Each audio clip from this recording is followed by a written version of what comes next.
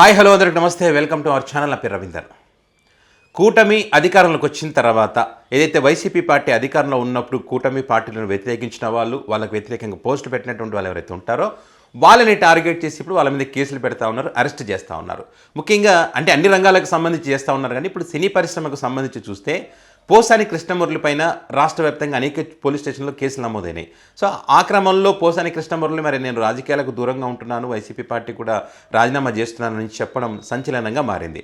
ఇక శ్రీరెడ్డి అయితే నేను క్షమించమని ఏదో పొరపాటు చేశానని చెప్పి ఒక బహిరంగ లేఖ కూడా రాసిన ఒక వీడియో కూడా రిలీజ్ చేసింది. ఇక ఆర్జీవి తన స్టైల్ వేరు. ఎవరైతే చంద్రబాబు నాయుడు కానీ, లోకేష్ కానీ, పవన్ కళ్యాణ్ కానీ, లేకపోతే వేరే ఏదైనా సరే రాష్ట్రంలో జరిగినటువంటి ఒక సంచలన ఘటనలు పెట్టుకుని వాటిని తీసుకొని ఒక సినిమాగా తీయడం ఆయనకు అలవాటు. సో అందులో భాగంగానే వాళ్ళను తమ సినిమాలో తప్పుగా చిత్రీకరించారని చెప్పి, కించపరిచే విధంగా సినిమాలు తీశారని చెప్పి అప్పట్లో పెద్ద ఎత్తున ఆర్జీవి మీద ప్రచారం జరిగింది.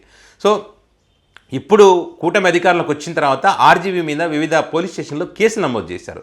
సో ఈ కేసులు నమోదు చేసినటువంటి క్రమంలో మరి ఆర్జీవి అయితే షూటింగ్ల నిమిత్తం నేను రాలేకపోతున్నానని చెప్పి పోలీస్ స్టేషన్కి వెళ్ళట్లేదు, కోర్టుకే వెళ్తూ ఉన్నారు. అరెస్ట్ చేస్తారు, నన్ను థర్డ్ డిగ్రీ వాడతారా లేదో అని చెప్పి కోర్టు దృష్టికి తీసుకుపోతే కోర్టు కూడా వాటిని పట్టించుకోవడం లేదు.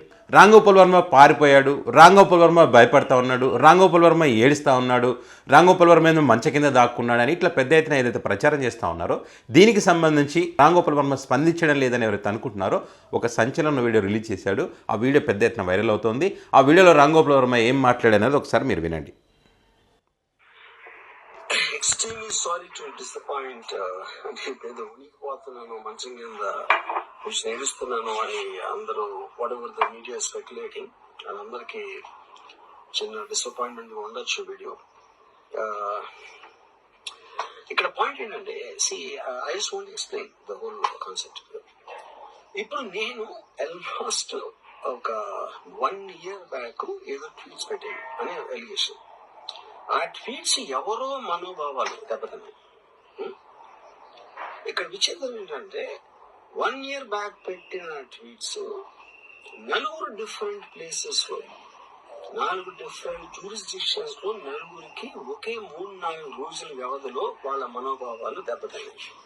వాళ్ళు ఆ పరంగా కంప్లైంట్ ఇవ్వడం, కేసులు పెట్టడం జరిగింది. ఇక్కడ పాయింట్ 1, ఎవరి మీద అయితే నేను పెట్టానని వాళ్ళు చెప్తున్నారో వాళ్ళకి లేదు, ఎవరో థర్డ్ పార్టీ, అసలు సంబంధం లేని.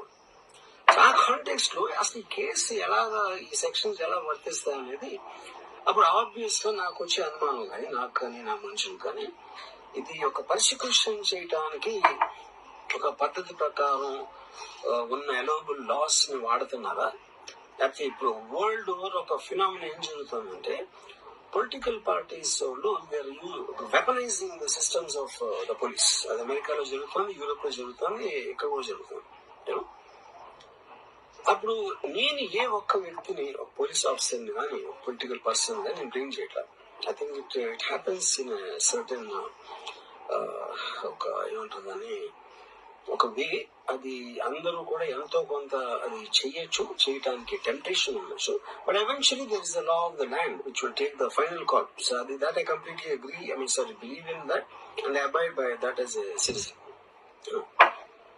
సో ఇప్పుడు ఇక్కడ జరిగింది, నేను నాకు ఒక నోటీస్ వచ్చింది, నేను ఒక రిప్లై ఇచ్చాను, ఫలానా చోట ఫలానా తారీఖు నేను వస్తున్నాను. అప్పటికి నాకు జరుగుతున్న పని ఒక ఆన్గోయింగ్ స్కెడ్యూల్ ఉంది కాబట్టి, నాకు ఫిల్మ్ వర్క్ ఉంది కాబట్టి అవ్వలేదు. అండ్ ఇట్ ఈస్ వేరే ప్రొడ్యూసర్ చేస్తున్నాం, ఆ ప్రొడ్యూసర్ కి నష్టం వస్తుంది కాబట్టి నేను మళ్ళీ టైం అడిగాను.